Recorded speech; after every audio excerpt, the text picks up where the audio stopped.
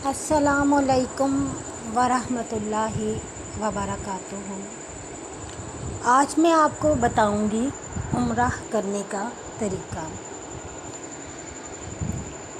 जब आप अपने घर से निकलते हैं, मीन्स के अगर आप मदीना से जा रहे हैं तो रास्ते में मस्जिद आएगी, आप वहाँ से पहनेंगे एहराम।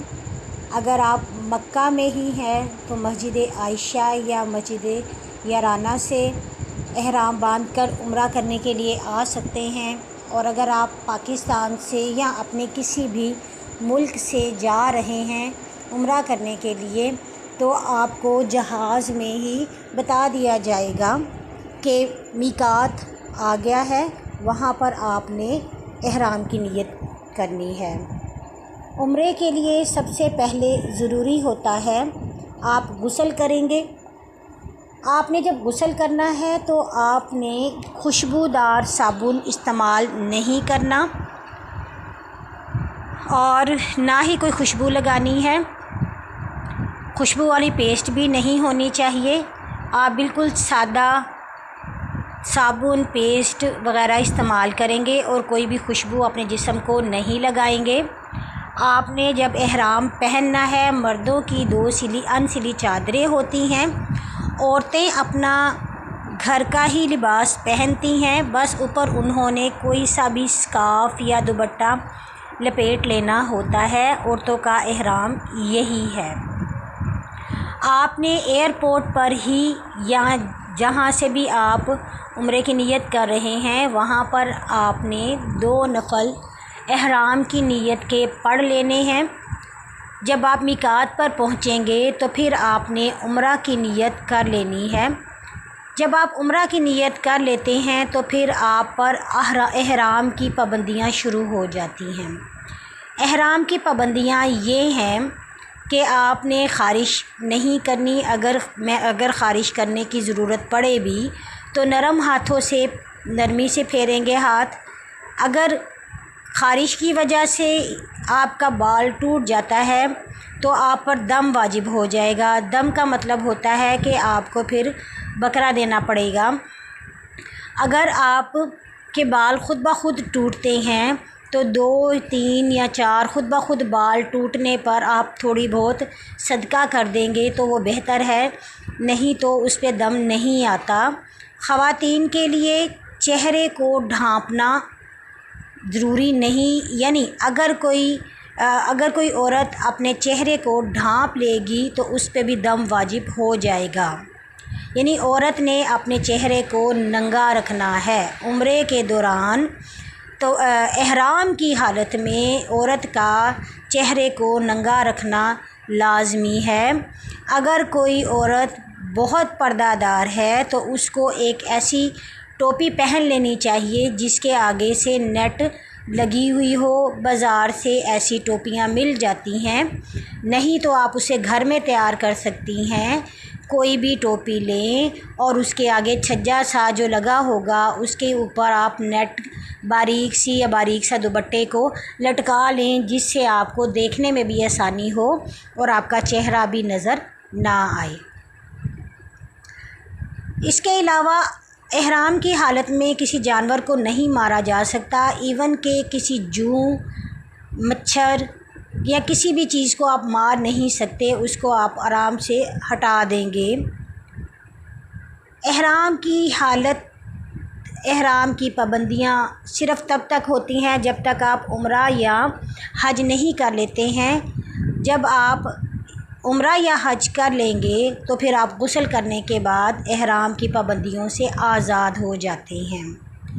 अभी तो खाना काबा के गिर्द दीवार है।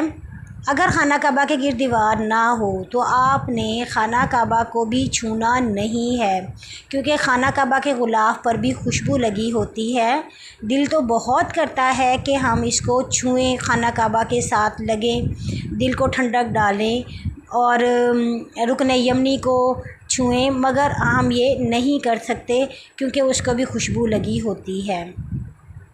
जब आप मक्का मुकरमा पहुंचते हैं तो उसके बाद जब आप हरम में पाक में पहुँचें तो अब तो उन्होंने बाबू सलाम बना दिया है, जिसके अंदर एंटर होते साथ ही आपकी नज़र खाना काबा पर पड़ जाती है। मगर आपने अपनी नज़रों को झुकाए हुए ही चलना है और पढ़ना है लब्बैक अल्लाहुम्मा लब्बैक, लब्बैक ला शरीक लक लब्बैक, इन्नल हम्दा वन निअमता लक वल मुल्क ला शरीक लक। आपने बड़े अदब के साथ सर को झुकाए खाना काबा के बिल्कुल सामने जहाँ से मुताफ शुरू होता है वहाँ पर पहुँच जाना है और नज़रें उठाकर अल्लाह का शुक्र अदा करना है और आपने दुआ मांगनी है। वैसे तो खाना काबा पर पहली नज़र पड़ते ही जो दुआ मांगी जाए वो कबूल होती है, मगर बेहतर ये है कि आप ये दुआ मांगें कि अल्लाह ताला जब भी मैं जो दुआ भी मांगूँ वो मेरी कबूल हो। तो फिर ये होगा कि 40 दिन तक आप जो दुआ भी मांगेंगे वो आपकी कबूल होगी। मगर ये ज़रूरी नहीं है, आप कोई भी दुआ मांग सकते हैं और उसकी कबूलियत शर्त होती है कि वो कबूल होती ही है। फिर आपने 2 नफल पढ़ लेने हैं नीयत के और आपने शुरू कर देना है तवाफ़। तवाफ़ जो है वो सब्ज़ लाइट से शुरू होता है। हजरे अस्वद के बिल्कुल सामने ग्रीन लाइट्स का निशान बना हुआ है। आपने वहाँ से उम्रे की नीयत से तवाफ़ की नीयत शुरू करनी है और आपने 7 चक्कर लगाने हैं। जब भी आप रुकने हजरे अस्वद के पास पहुँचेंगे तो आपने हजरे अस्वद की तरफ दोनों हाथ उठाकर कहना है बिस्मिल्लाहि अल्लाहु अकबर। 3 मरतबा कहेंगे बिस्मिल्लाहि अल्लाहु अकबर, बिस्मिल्लाहि अल्लाहु अकबर। इसको इस्तलाम करना कहते हैं। इस्तलाम करने का मतलब है हजरे अस्वद को बोसा लेना। और फिर आप अगले तवाफ़ शुरू करेंगे। अगर पहले 4 तवाफ़ में आपका वज़ू टूट जाता है तो आपको दोबारा वज़ू करने के लिए जाना पड़ेगा और उसके लिए आप जब दोबारा वापस आएंगे तो आप पहले चक्कर से ही तवाफ़ को शुरू करेंगे। लेकिन अगर 5वें चक्कर पर आपका वज़ू टूटा तो फिर आप 5वें चक्कर से ही शुरू करेंगे, फिर आपने शुरू से शुरू नहीं करना।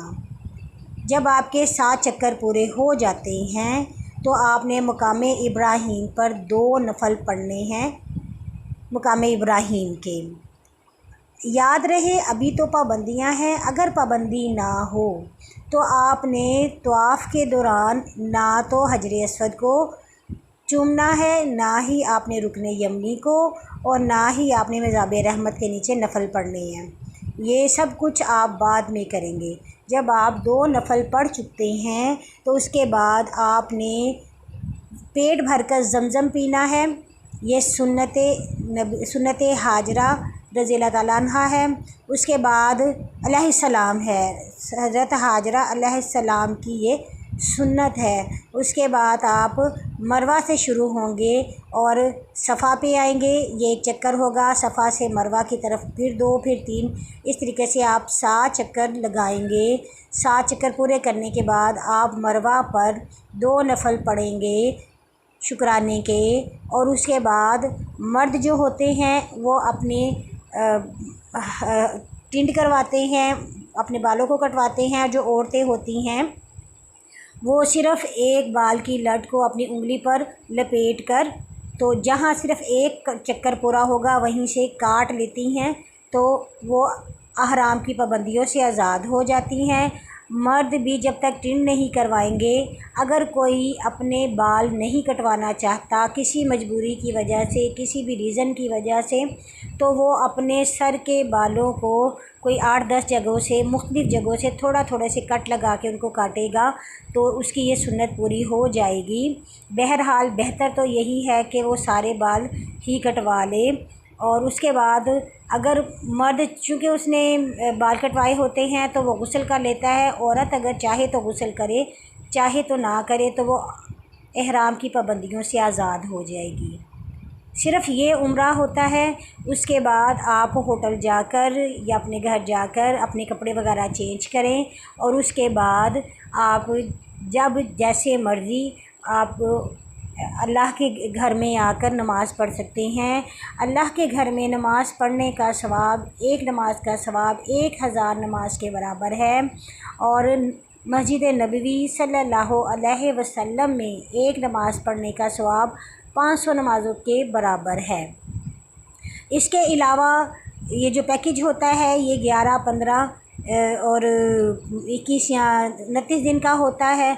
तो उसमें आप जब चाहेंगे आप उम्रा करने जा सकते हैं। उसके लिए आप मस्जिद आयशा या मस्जिद याराना से जाकर 2 नफल पढ़ के एहराम की नीयत से फिर दुआ कर उम्रा कर सकते हैं। तो अल्लाह ताला हम सबको उम्रा करने की तौफीक अता करे। आमीन।